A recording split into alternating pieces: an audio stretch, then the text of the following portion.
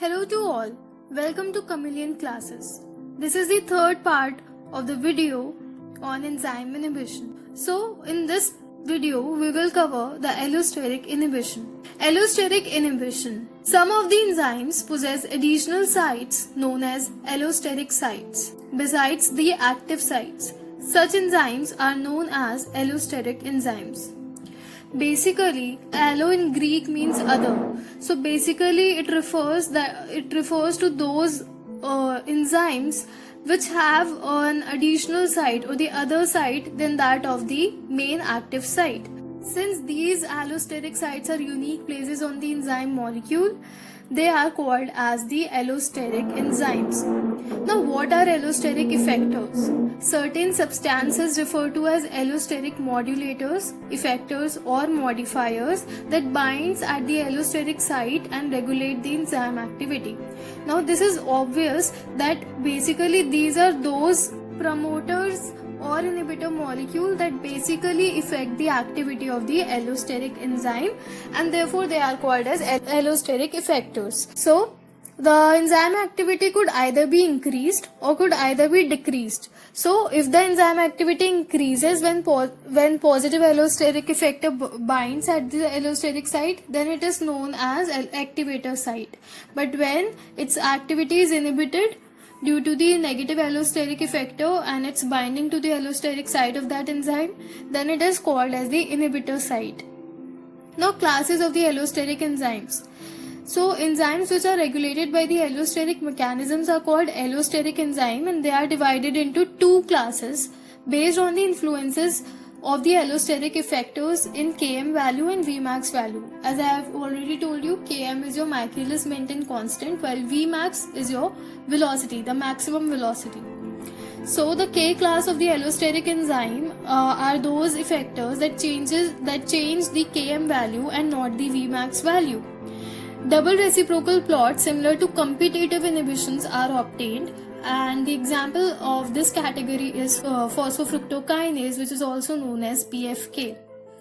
Now the second category is V class of the allosteric enzyme. So as the name suggests, these are those effector molecules that alters the Vmax and not the Km.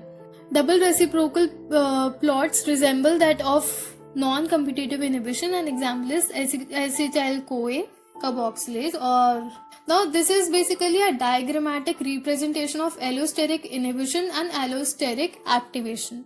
So if we see the first figure in which the allosteric inhibition is shown, we can see this is the enzyme 1 with the active site and of course an other site called as allosteric site. And this is the inhibitor which has this shape that can bind to the allosteric site. It will be suitable for the allosteric site. So once the inhibitor binds to the allosteric site of this enzyme, there will be a conformational change that will lead the change in the active site, and hence it will change in such a manner that it won't be suitable for the substrate to bind here, since we can see the differences in the shapes here.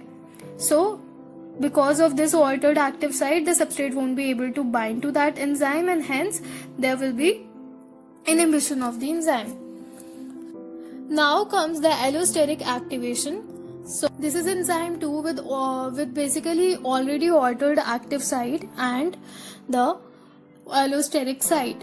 And when the activator molecule binds to this, then the altered active site will have the conformational change in such a manner that it will become suitable for the substrate to bind, and hence there will be the binding of the substrate and normal reaction will carried out with the formation of product. Now, conformational changes in allosteric sites. We will understand the concept of conformational changes in allosteric enzymes.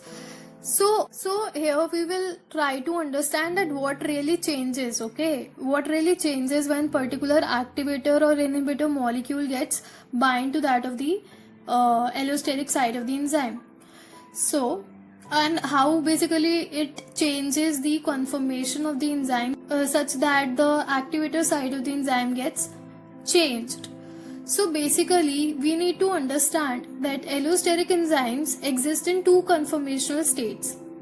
the T state, which is basically stands for tense state or taut state, and R state, that is relaxed state. And the T and R states are in equilibrium. And here you can see this is your tense form, and when tense form is getting converted to the R or the relaxed form, that means the activation of the enzyme or the activation of the allosteric enzyme is taking place, and that means the allosteric activator is getting bind to the allosteric site, while the reversed R or the relaxed form, when converted to the T or tense form, that means there is inhibition taking place, and basically the inhibitor is getting attached or bind to the allosteric site of that enzyme.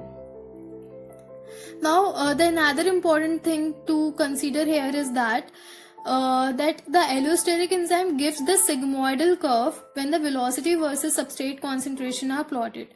If you have read this, if you have read the chapter on enzymes, then you already know that when in the normal cases, the velocity versus substrate concentration graphs generally gives the rectangular hyperbola, but in this case it will give sigmoidal curve. The next slide will give you an idea about that. So this is diagrammatic representation of the allosteric regulation by the regulatory molecule.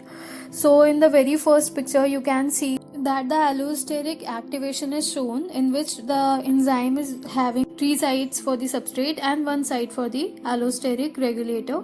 Until and unless this regulatory molecule, which is also known as allosteric molecule or modulator, binds to that regulatory site or the allosteric site, there will be no binding of the substrate to the enzyme too, because only when it gets bind to the allosteric site, there will be the relaxation. So first enzyme was existing in the tense state, but after the binding with the regulatory molecule, it will expand, it will convert into the relaxed state or the R state from the T state, and the 3 sites will become available for the substrate to bind. So since there is the activation of the enzyme ability to bind with the substrate, it is called as allosteric activation. But secondly you can see, but here you can see the opposite is happening, and therefore it is called allosteric deactivation. The enzyme here has the same 3 sites for the substrate and 1 for the allosteric modulator. So here what happens is that the enzyme itself was existing in the form of relaxed state or R state, but as soon as the regulatory molecule binds to this site, which is called as allosteric site, there will be conversion and there will be a conformational change in the shape of the enzyme, which that means that it is getting converted into the T state or the T form, due to which 3 sites for the substrate will not be available for them later, and hence there will be no binding of the substrate to their respective sites, and therefore it is called as allosteric deactivation. Now this is the graph showing the reaction rate OV versus substrate concentration. In case of the allosteric inhibition, it will be sigmoidal, not rectangular hyperbola as in other cases. So here you can see the positive allosteric effectors and negative allosteric effectors, and you can compare it with without allosteric effectors with blue, pink and green lines respectively. Now here you can see that in case of the positive allosteric effectors, the value of the Km is less, while in the case of without any allosteric effectors, the value of the Km is more than Km dash, that was the value of positive allosteric effectors. And if we'll consider the negative allosteric effectors, then we can easily see that it has the highest Km value. And I hope you have understood the concept of inhibition of enzyme and their various kinds.